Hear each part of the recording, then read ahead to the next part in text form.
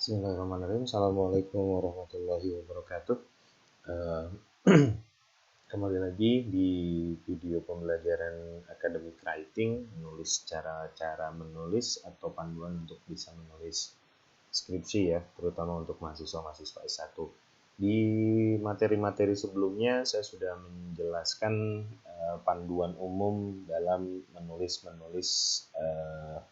bagian pendahuluan atau background ataupun titik awal sebuah riset ya. Nah, kali ini di video kali ini saya akan lebih menjelaskan pada bagian tentang research methodology atau metodologi penelitian yang biasanya disimpan sebagai bab 3 dari sebuah tesis atau skripsi, yang mana di sini akan kita bahas, atau dalam bab 3 ini atau dalam section research methodology ini biasanya penulis menyajikan hal-hal teknis terkait apa yang dilakukan dan apa yang dikerjakan dalam proses penelitian. Ingat, sebuah skripsi adalah sebuah report atau laporan, artinya melaporkan apa yang sudah dilakukan. Nah, berarti di chapter 3 ini kebanyakan disebutnya metodologi penelitian atau research methodology. Peneliti itu akan menyajikan secara detail dari mulai awal sampai akhir mengenai riset ini yang dilakukan, dan di sini juga harus disajikan pembuktian bahwa apa yang dilakukan dengan menyampaikan kepada pembaca apa yang ditulis ini menunjukkan bahwa apa yang dilakukannya itu benar. Benar secara teori, benar secara keilmuan, dan bisa dipertanggungjawabkan. Jadi tidak merupakan penelitian yang asal-asalan. Nah, sebelum masuk ke ranah teknisnya, saya ingatkan kembali, secara umum cara penulisan itu sama. Artinya teknik menulis adalah secara umum sama dengan penulisan academic writing di bab-bab sebelumnya. Artinya diusahakan menyampaikan dengan lugas, menyampaikan dengan detail, menyampaikan dengan didukung oleh teori atau didukung oleh penjelasan yang logis ya. Ini secara prinsipnya sama, harus adanya tata cara quoting, paraphrasing, biasanya juga ini tetap mengikuti kaidah yang sama. Cuman perbedaannya mungkin yang akan lebih saya tekankan di sini adalah mengenai konten. Apa yang harus ditulis, apa yang harus disampaikan, apa yang harus dipaparkan dalam metodologi penelitian, Nah, ini saya mengambil dari beberapa sumber mengenai apa sih sebetulnya yang harus disajikan dalam bagian metode atau metodologi penelitian itu apa saja sih. Pertama yang jelas adalah kita harus mampu menjelaskan penelitian ini tentang apa.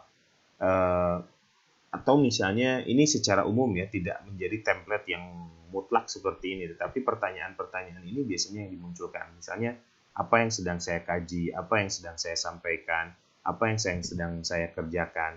Ini menjadi titik awal yang harus dijawab, karena pembaca akan bertanya, ini tentang apa sih gitu.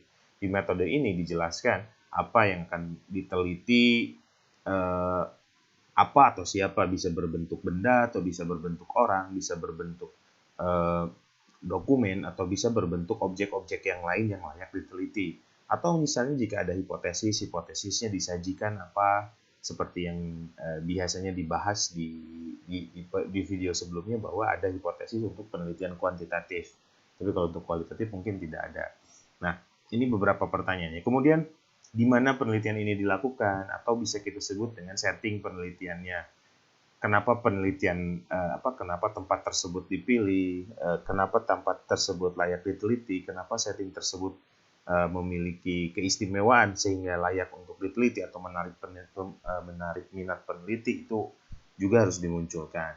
Kemudian bagaimana rancangan penelitiannya, apakah dalam bentuk eksperimen atau dalam bentuk case study atau dalam bentuk yang lain. Bagaimana cara memilih sampel dan sebagainya, itu juga harus dijelaskan. Kemudian variabel apa yang sedang dikaji atau diukur, bagaimana cara penyajian materi atau penyajian bahan, penyajian proses penelitiannya pun harus disampaikan. Peralatan yang digunakan, langkah-langkah yang ditempuh, bagaimana cara menganalisis data, kemudian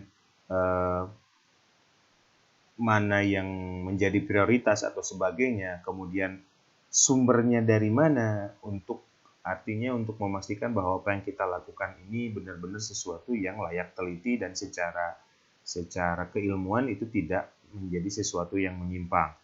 Ataupun mungkin bisa ada keterbatasan-keterbatasan yang dihadapi, misalnya apa sih masalah ketika dalam menghadapi melakukan penelitian ini juga bisa dijadikan sebagai informasi. Kemudian bisa juga dimasukkan mengenai penelitian terdahulu, berbedanya dengan penelitian terdahulu seperti apa, sehingga penelitian kita bisa dianggap dianggap original atau berbeda atau tidak meniru atau tidak menjiplak penelitian sebelumnya. Nah, beberapa pertanyaan ini yang bisa kita gunakan sebagai panduan bahwa ketika menulis metodologi penelitian, kita harus mampu menyajikan informasi-informasi ini.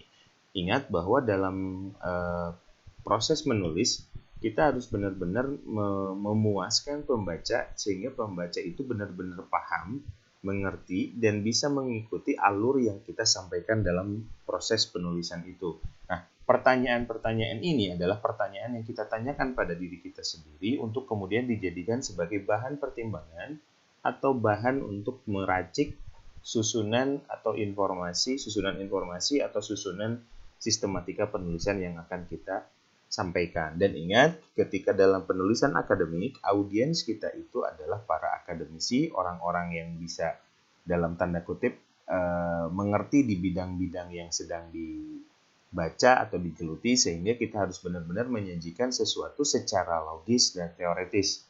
Kenapa saya sebut logis dan teoretis? Karena secara prakteknya hal tersebut bisa dilakukan dan dilakukan secara dengan benar, tertib, sistematis, dan sebagainya. Dan secara teoritis artinya ada teori atau rujukan utama atau teori dari ahli yang dijadikan sebagai patokan untuk melakukan penelitian ini. Ini dipastikan dua hal tersebut bisa dipenuhi ya ketika Anda membuat metodologi penelitian. Dan misalnya akan saya contohkan di bentuk tulisan dari research methodology gitu ya. Dalam research methodology ini, mohon maaf ini agak sedikit ada terjadi perubahan. Misalnya ada bagian introduction-nya, ini sifatnya bebas atau bukan bebas, sifatnya optional, boleh ada, boleh tidak. Jadi di chapter 3 misalnya Anda ingin menyajikan pembuka ya atau general remarks-nya atau introduction-nya. Apa sih yang akan disampaikan dalam penelitian ini gitu. Misalnya Anda boleh memasukkan di sini itu pengenalan apa yang ditulis, apa yang akan dijadikan atau apa yang disajikan dalam bab ini. Kemudian nanti Anda akan masuk ke research method. Research method apa yang akan Anda digunakan? Ini ada agak sedikit ada perbedaan. Misalnya ada yang membolehkan bahwa dalam research method itu harus dijelaskan secara eksplisit bahwa penelitiannya kualitatif atau kuantitatif atau research and development atau mungkin mixed method. Itu ada yang menggunakan sistem dengan cara eksplisit, benar-benar disebutkan bahwa ini kualitatif, kuantitatif, mixed method. Ada juga yang secara implisit, artinya implisit itu secara tersurat tidak disebutkan kualitatif atau kuantitatif, tapi secara ciri-ciri atau tahapan-tahapan yang dilakukan, dia memenuhi kriteria dari salah satu penelitian yang tadi disebutkan, baik kualitatif, kuantitatif, mixed method, ataupun R&D.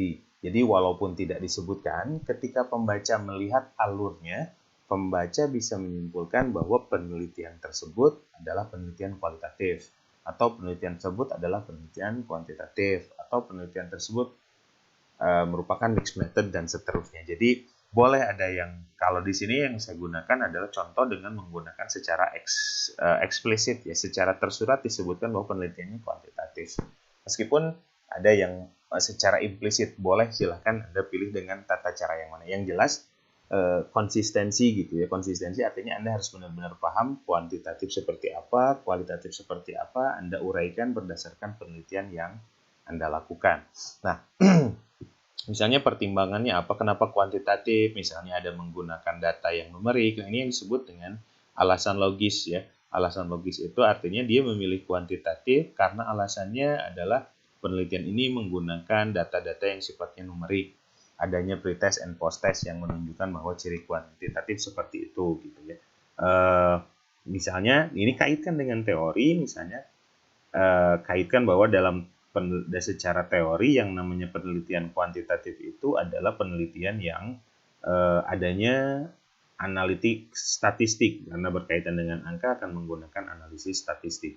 Nah, ini bisa dijadikan sebagai alasan logis dan teoretis. Artinya ketika seseorang membaca tulisan Anda, pembaca ini teryakinkan bahwa secara praktek dan secara teori penelitian ini sudah valid, sudah memenuhi kriteria yang diharapkan. Ini biasanya bagian tentang research method. Artinya metode tentang kualitatif, kuantitatif, mixed method ataupun R&D. Silahkan ini berikan penjelasan di sini bukan sebanyak mungkin. Jadi patokannya bukan banyak, tetapi secukupnya. Artinya Anda yakin bahwa dengan menyajikan alasan-alasan ini atau argumen-argumen ini, pembaca akan terpuaskan atau merasa cukup dengan penjelasan yang Anda berikan.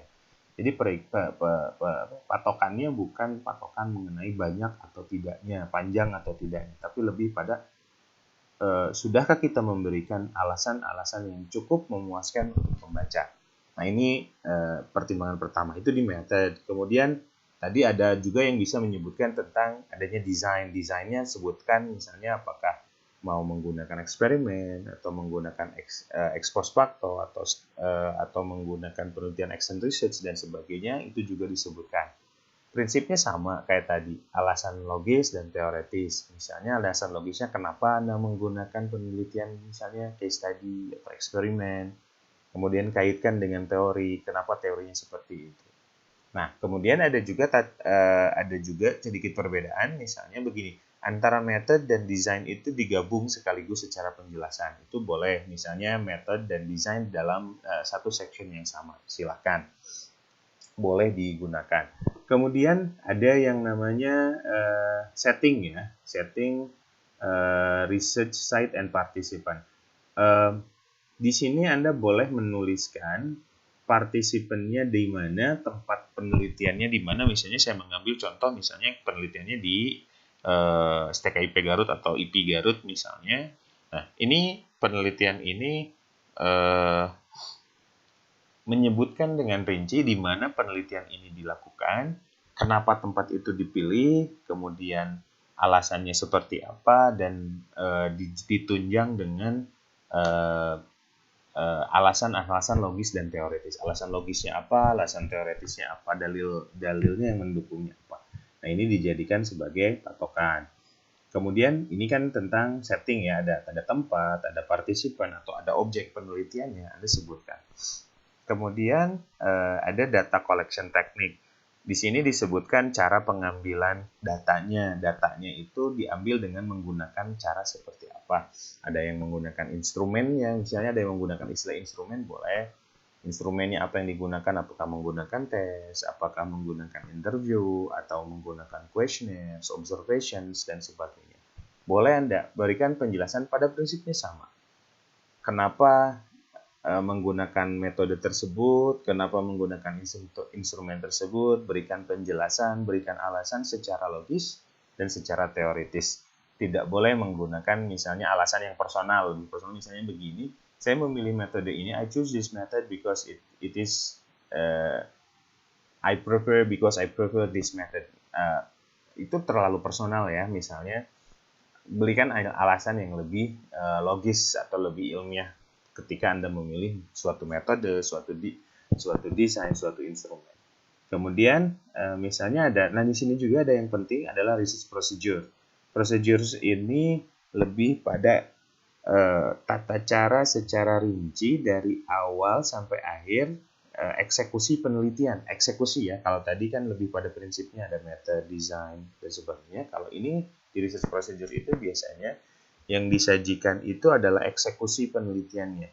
Eksekusinya misalnya dari mulai tahapan pertama sampai selesai, sampai proses analisis atau penyajian data seperti apa itu dijelaskan secara rinci. Misalnya di sini di research procedure dimulai kalau di contoh ini ada tahap persiapan. Di tahap persiapan itu apa sih? Jelaskan. Misalnya penyusunan instrumennya seperti apa. Langkah-langkahnya dijelaskan secara detail. Jangan hanya dituliskan secara umum, tapi harus lebih pada langkah-langkah detail agar orang yang membaca itu bisa mereplikasi atau mengikuti tata cara yang dilakukan sehingga bisa membuktikan bahwa penelitian ini benar atau salah atau setuju atau tidak setuju. Dan di sini tetap ada tunjangan atau ada support teori ya yang harus kita gunakan. Kemudian misalnya tahap implementasinya gimana, jelaskan secara rinci, ceritakan. Dan kemudian nanti tahap evaluasinya kayak gimana. Kemudian setelah itu misalnya setelah data dikumpulkan, nanti ada penganalisisan datanya seperti apa, data akan diperlakukan seperti apa sehingga menghasilkan menghasilkan informasi yang dibutuhkan. Misalnya ada juga instrumen yang dimasukkan, misalnya contohnya kita menggunakan rubrik penelitian, misalnya ketika melakukan penelitiannya menggunakan rubrik tertentu yang secara detail penilaiannya bla bla bla bla bla dan sebagainya. Nah, ini dasar-dasarnya ya, dasar-dasar bahwa ketika menulis bab metodologi itu semua hal teknis yang menunjang penelitian atau apa yang akan kita lakukan itu terjelaskan baik secara logis dan secara teoritis. Logis artinya tadi sudah saya jelaskan harus bisa dipahami dengan baik oleh pembaca dengan berbagai alasan dan dengan konteks yang dimiliki. Teoretis ada tunjangan atau ada sokongan teori yang memastikan bahwa apa yang kita lakukan dalam penelitian tersebut benar. Oke, itu secara umumnya ya, secara umum tentang apa yang dimaksud dengan apa yang harus kita lakukan di bab metode penelitian. Nah, kemudian ada juga pertanyaan sederhana ketika di mahasiswa bahasa Inggris terutama, karena sering ada pertanyaan apakah tense yang harus kita gunakan, apakah past tense atau simple. Biasanya terjadi perdebatan keraguan-raguan karena biasanya proses penulisan skripsi itu berjalannya simultan. Jadi antara penelitian sama penulisan skripsinya itu berjalan bersamaan atau bahkan menulis dulu bab metodologi baru melakukan eksekusi penelitian. Nah, akhirnya banyak yang bingung, penelitian ini seharusnya past tense tapi kenapa harus penelitian ini belum dilakukan tapi kenapa harus dalam bentuk past tense. Nah, secara prinsip riset atau skripsi itu adalah bentuk report ya.